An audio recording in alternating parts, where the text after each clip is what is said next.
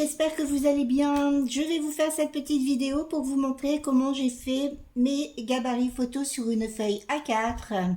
Alors vous voyez, tous mes gabarits sont préparés, je n'ai plus qu'à découper. Donc je vais vous montrer dans la petite vidéo qui va suivre comment j'ai procédé pour préparer ici mes petits supports photos. Alors avec le petit appareil photo et ici avec le chiffre de la dimension de la photo. Pour le petit appareil photo, je vais vous mettre en dessous de la vidéo en barre d'informations le lien pour pouvoir télécharger la photo que vous pourrez ensuite importer sur le site Canva parce que forcément j'ai fait ceci à partir du site Canva. Donc vous allez voir, c'est pas très compliqué, j'ai essayé de vous expliquer le mieux possible et franchement quand vous avez beaucoup de supports photos à faire, c'est quand même un gain de temps quand même appréciable puisque une fois que vous avez préparé votre page, ensuite vous pouvez l'imprimer à l'infini et vous avez toujours des supports photos qui sont prêts. Donc je suis en train de confectionner un album où je vais mettre beaucoup de photos. Donc vous voyez, je vais faire des cartes comme ceci avec des photos que je vais coller. Voilà, et ensuite je vais insérer ceci dans mon album. Donc j'espère que je vais bien vous expliquer dans cette vidéo, que vous allez bien comprendre et que vous allez pouvoir vous servir de cette explication pour faire vos supports photos. Je vous souhaite une super journée et je vous dis à bientôt. Comment vous pouvez préparer sur une feuille A4 vos gabarits photos? Alors pour ceci, je suis toujours sur le site Canva. Pour celles qui me suivent, vous devez commencer un petit peu à connaître. C'est sur ce site que je fais tous mes montages. Pour celles qui ne connaissent pas, je vous invite à vous inscrire. C'est gratuit et vous pouvez faire énormément de choses au niveau du scrapbooking. Franchement, vous pouvez faire beaucoup de choses. Pour pouvoir créer les gabarits photos. Alors vous êtes sur la page d'accueil. Vous allez cliquer sur créer un design. Vous cliquez ensuite sur document A4. Donc, vous avez votre document A4 qui s'inscrit ici. Sur le côté ici, vous avez la barre avec toutes les tâches voilà, que vous pouvez faire pour vos designs. Vous allez cliquer sur éléments ici. Donc, vous cliquez sur éléments. Et dans la barre de recherche ici, vous allez cliquer forme.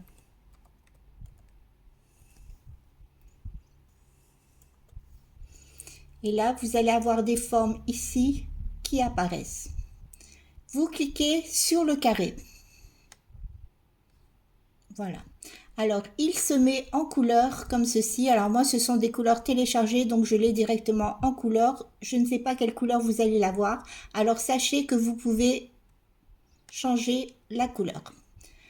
Pour changer la couleur, vous avez ici un petit carré de couleurs. Vous allez cliquer ici. Vous allez avoir sur le côté toutes des couleurs qui apparaissent et vous pouvez changer la couleur ici de votre carré. Alors moi, ma carte, je la veux en blanc.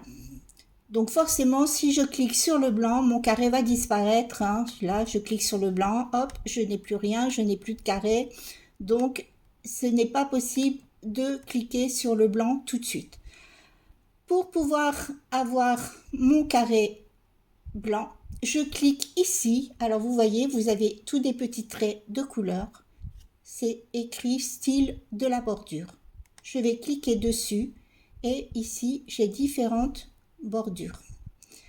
Moi, je vais choisir ici les petits pointillés. Alors, vous voyez, j'ai mes petits pointillés ici qui se forment. Et vous avez un autre petit cadre ici à côté où il est écrit couleur de la bordure. Donc, elle s'est mise directement en noir. Bon, forcément, je clique sur le noir. Moi, je veux en noir. Si vous voulez dans une couleur différente, c'est tout à fait possible. Vous n'avez qu'à cliquer ici et ensuite, vous avez la couleur que vous voulez. Une fois que j'ai terminé de faire ceci, donc j'ai mon carré blanc, je vais maintenant appuyer ici. Alors, vous avez ici 3 petits points. Vous cliquez. Vous allez cliquer ensuite sur position.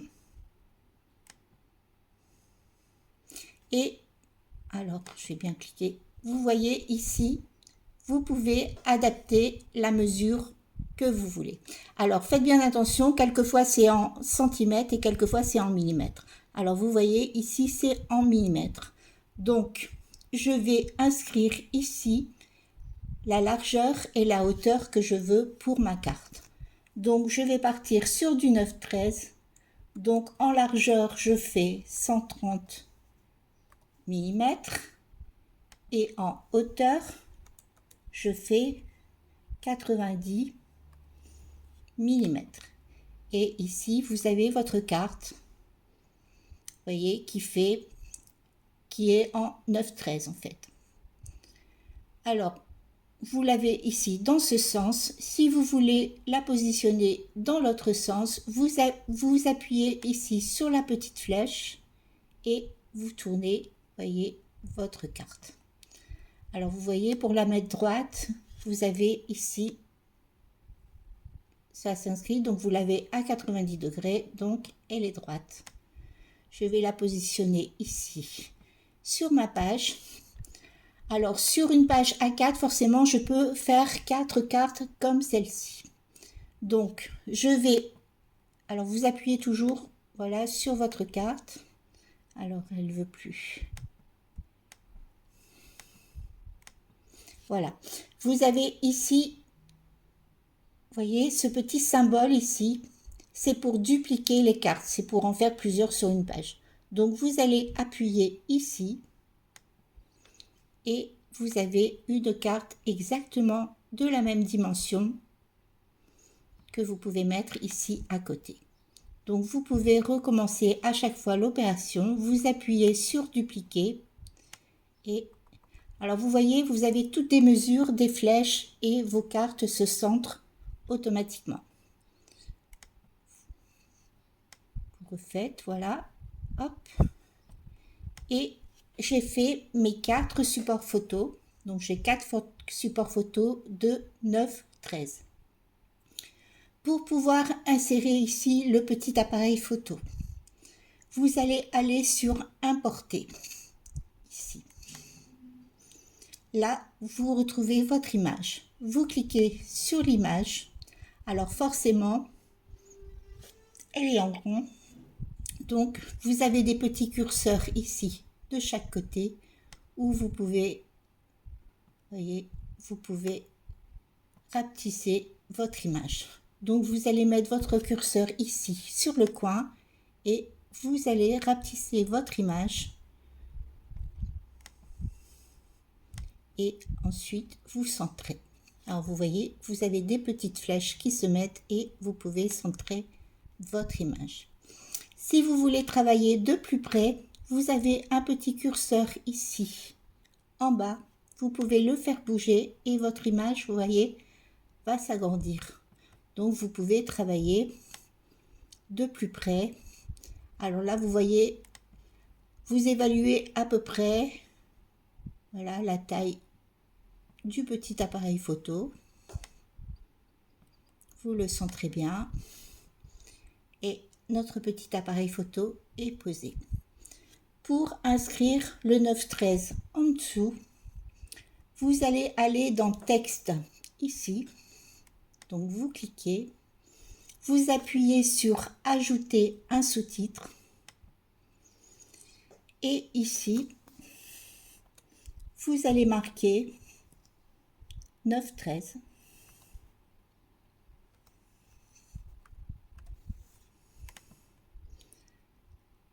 Alors vous le ramenez en dessous de la photo. Vous centrez bien. Vous avez ici la taille, voilà, de vos chiffres. Donc vous pouvez faire moins, vous pouvez faire plus. Donc ici, on va rapetisser. Voilà, jusqu'à la taille que vous voulez, qui vous semble bien. Vous voyez ici, moi pour moi, c'est très bien. Je centre. Voilà. Et mon support photo est fait. Alors ici, votre petit appareil photo, forcément, vous n'allez pas le refaire à chaque fois. Donc, vous allez le dupliquer. Donc, vous cliquez sur la photo. Vous appuyez ici pour dupliquer. Et vous venez centrer ici. Voilà. Comme ceci. Et vous faites la même chose avec les lettres. Voilà. Et vous venez comme ceci. Vous allez faire la même chose pour les cartes du bas. Vous dupliquez, vous centrez et vous faites la même chose avec les lettres.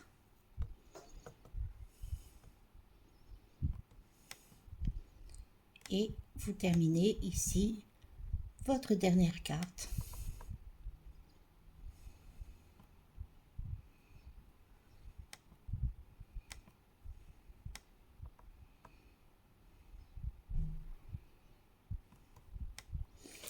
Voilà, et votre page est terminée. Vous n'avez plus qu'à imprimer et ensuite découper vos supports photos. Alors je trouve que c'est quand même formidable parce que c'est un gain de temps impressionnant. Une fois que vous avez fait votre page, alors vous pouvez l'imprimer à l'infini. Vous n'avez pas besoin de recommencer. Vous avez vos supports photos qui sont prêts pour chaque album. Donc vous pouvez faire ceci exactement avec le même principe pour des photos 10-15 ou même pour des photos plus grandes. Il suffit simplement d'agrandir ici votre base.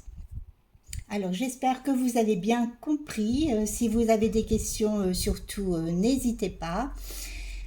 Voilà pour ces petits supports photos. Alors comme j'étais en train de le faire, je me suis dit je vais le partager avec vous pour certaines si ça peut vous intéresser. Si vous commencez à vous habituer un petit peu avec le site Canva et si vous avez une imprimante, vous allez voir, c'est un gain de temps formidable. Je vais vous souhaiter une super journée et je vous retrouve bientôt pour d'autres tutos. À bientôt!